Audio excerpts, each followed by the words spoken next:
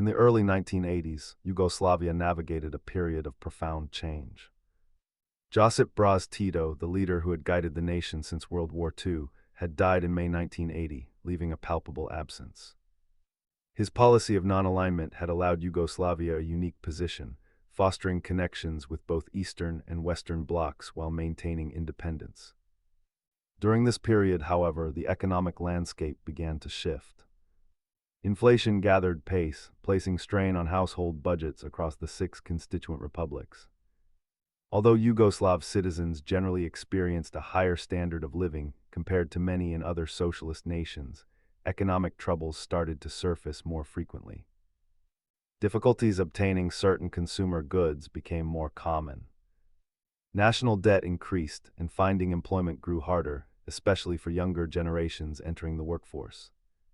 Despite these internal economic pressures, Yugoslavia remained a magnet for international visitors throughout the decade. Its extensive Adriatic coastline, dotted with historical towns, drew tourists, particularly from Western Europe. Destinations like Split, with its ancient Roman palace core, and the walled city of Dubrovnik were exceptionally popular summer spots. Coastal islands such as Kolosep offered tranquil retreats, while resorts like Neum bustled with vacationers. Travelers explored the narrow stone streets of Trogir and wandered through the markets of coastal towns, finding fresh seafood and local crafts. Tourism provided a vital stream of foreign currency, supporting local economies along the coast and further inland. Life within Yugoslavia's cities presented a tapestry of influences. In Sarajevo and Mostar, centuries of Ottoman heritage were evident in the architecture and customs, existing alongside structures built during the socialist era. The historic bridge in Mostar and the Basčaršija market district in Sarajevo remained central points of community life. Further north in Ljubljana and Zagreb, a strong Central European atmosphere prevailed. Residents gathered in cafes discussing daily events over coffee, a long-standing social tradition. The blend of historical periods was apparent, from medieval cores to 19th century boulevards. Even inland sites like the Postojna cave system or the tranquil dervish house at Blagej attracted interest, revealing the country's diverse natural and cultural heritage.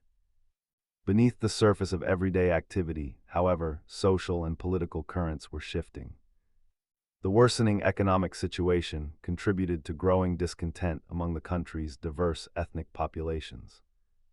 Latent nationalist feelings, suppressed for decades under Tito's strong federal system, slowly began to find expression.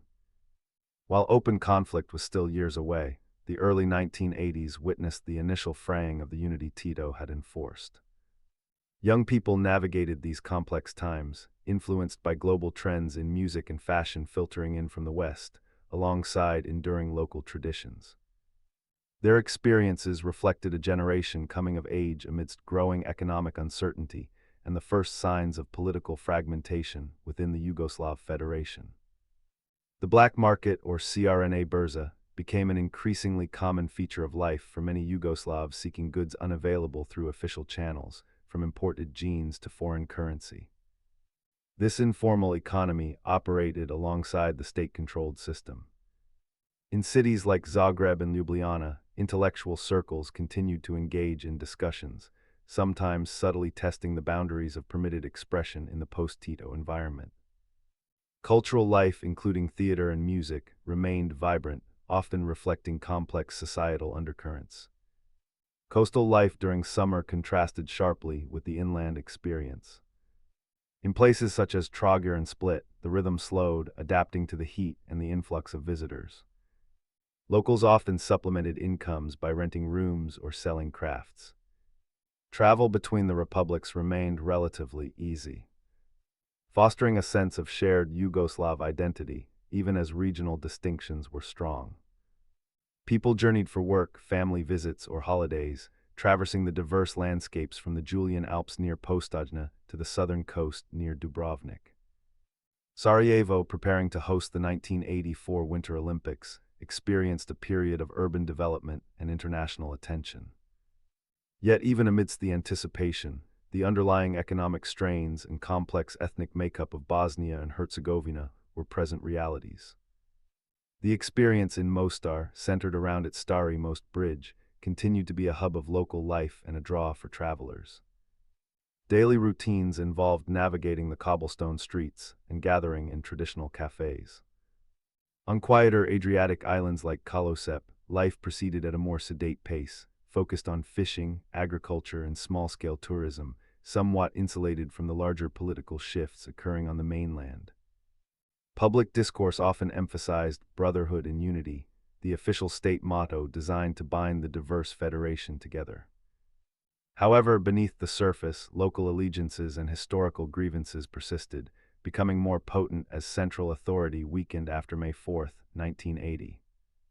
As events unfolded through the early 1980s, the duality of Yugoslav life became more pronounced, a popular destination projecting openness, while internally grappling with mounting economic challenges and the first stirrings of centrifugal forces that would intensify later in the decade.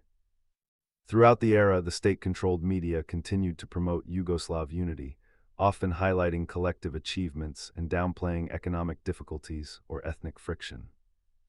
Daily newspapers and broadcast programs reinforced the official ideology. Yet conversations in homes, cafes, and workplaces often reflected a different reality.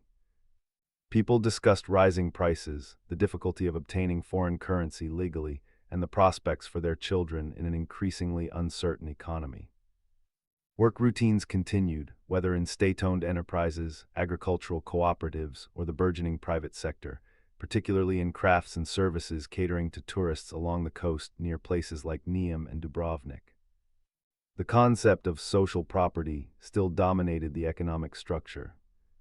Leisure time often involved family gatherings, local sporting events, or simply relaxing by the sea or rivers. In summer, public beaches and parks were popular spots for socializing across generations. The Yugoslav National Army, the JNA, remained a significant institution, symbolizing federal power and integrating young men from all republics through mandatory service. It was seen by many as a guarantor of stability, though its role would become contentious later. Regional economic disparities, always present, became more pronounced. Republics like Slovenia, with closer ties to Western European markets and cities like Ljubljana acting as economic hubs, generally fared better than less developed regions. These economic differences sometimes fueled interrepublican tensions over federal resource allocation. Debates about economic reforms intensified within the League of Communists, the ruling party, but consensus proved elusive. As the early 1980s progressed, the memories of shared struggle during World War II and the subsequent period of Reconstruction, which had bonded the Federation, began to fade for younger generations facing different challenges. The summer routines, the tourists enjoying the Adriatic, the markets bustling in Sarajevo or Split, the daily life unfolding in Zagreb, continued against a backdrop of subtle but undeniable shifts in the nation's political and economic foundations. It was a period poised between the certainties of the Tito era and the profound uncertainties that lay ahead. Infrastructure projects continued, albeit sometimes slowed by economic constraints. Roads connecting major centers like Zagreb, Ljubljana, and onward towards the coast near Split were vital arteries for both commerce and tourism. The system of socialist self-management, intended to give workers control over their enterprises, faced challenges. In practice, bureaucratic hurdles and economic inefficiencies often hampered its effectiveness, contributing to public frustration. Cultural festivals and local celebrations proceeded during summer months, providing outlets for regional traditions and community bonding. These events offered moments of normalcy and cultural pride, distinct from the overarching political narratives. Access to healthcare and education, pillars of the socialist state, remained generally available, though quality could vary regionally. These social services were part of the fabric of everyday Yugoslav life. Occasional shortages, particularly of imported goods or fuel, served as tangible reminders of the economic pressures. Planning longer journeys sometimes required careful consideration of gasoline availability. Travelers exploring areas like the karst region around Postojna or the historical sites near Blagej encountered a landscape rich in natural beauty and layered history, seemingly distant from the economic worries debated in larger cities. The relative openness allowed Yugoslav citizens more freedom to travel abroad compared to their neighbors in the Warsaw Pact, fostering exposure to different ideas and consumer cultures. Many worked temporarily in Western Europe, sending remittances home. This period in the early 1980s represented a complex juncture. The routines of summer life, the interactions in bustling city centers like Sarajevo or along the docks of Dubrovnik, carried on within a state structure facing internal erosion and the looming consequences of Tito's passing.